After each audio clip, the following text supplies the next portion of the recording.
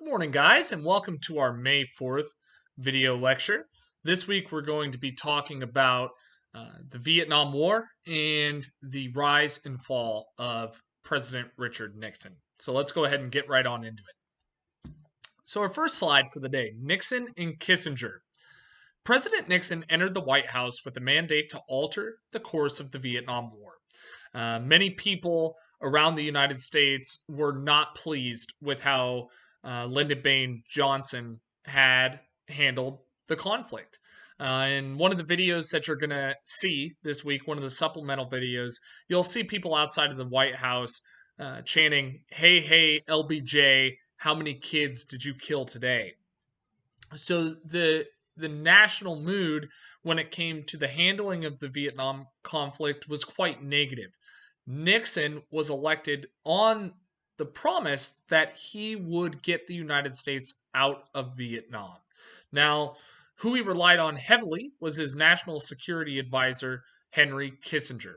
Both of these men drew two fundamental conclusions regarding the war. First, Nixon and Kissinger agreed that the war was not winnable in a conventional sense. Vietnam was not like World War II. It was a much more complex situation. And in fact, if you were to try and find a situation or a conflict in U.S. history that was similar to Vietnam, you could look potentially at, say, the Revolutionary War or the War of 1812. Those are situations where you're fighting is so far away. Your enemy doesn't have to win the war. They just have to not lose. And that makes it very, very, very difficult to come out of that situation in a winning sense.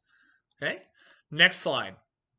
The carrot and the stick. This is one of the first policies that Nixon decided to pursue. Nixon sought to achieve peace with honor and end the war while maintaining the reputation of the United States. That's obviously very important if you're the president of the United States. That's really one of your main jobs. Nixon chose a carrot and stick approach, a tactic that combines actions that reward the carrot with actions that punish the stick. Okay?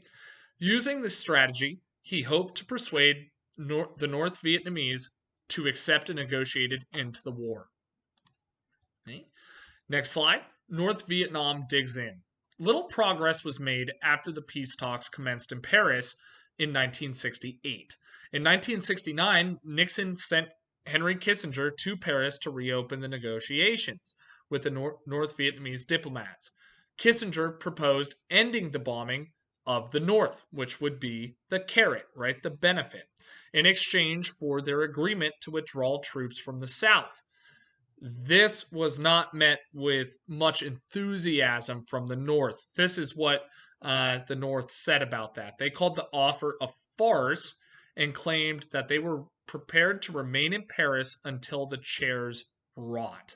You can see there was not much of a positive diplomatic relationship going on between North Vietnam and the United States at that time.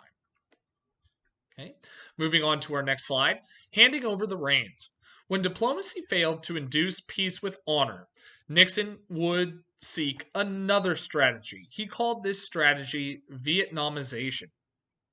In other words, tried to maintain the conflict, but pass it to the Vietnamese, right? So the Vietnamese would run their own government. They would make their own policy. They would fight their own war. That was the strategy at the time. Okay. Now, Vietnamization was part of a broader U.S. policy that called for each American ally in Asia to accept primary responsibility for their part of the war. The number of U.S. troops in Vietnam peaked in March of 1969 at 543,000, more than 60,000 of whom would be withdrawn by the end of that year. So, the three-part plan. This is our next slide. Vietnamization set three main goals: self-government, self-development, and self-defense. This has been tried after Vietnam. We tried these same type of policies with Iraq and Afghanistan. This is a very, very difficult approach. Setting up a republic or a democracy takes immense amount of effort from the people who live there. If people are not willing to engage in those endeavors, it can make it very difficult. Okay, next slide. Massive investment in the South. U.S. officials believed that strengthening South Vietnam's military forces was a key to achieving Vietnamization. They cannot hope to set up a democracy if they cannot make their land safe for a democracy to exist. So it makes sense that the focus would indeed be on the military. Next slide. The madman theory. Vietnamization would be a long and arduous process. That much was known, and many American officials were very pessimistic about the prospects. Meanwhile, negotiations in Paris were proving fruitless. Nixon decided to go with a madman theory, claiming that he would nuke Vietnam should they not come to the negotiating table. Fortunately, this strategy did not have staying power. Okay, next slide. Cambodia.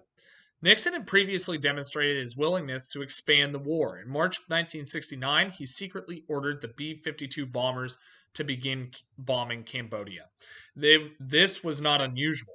The Ho Chi Minh Trail, which ran through Cambodia, allowed North Vietnamese soldiers to move supplies and troops behind Allied lines.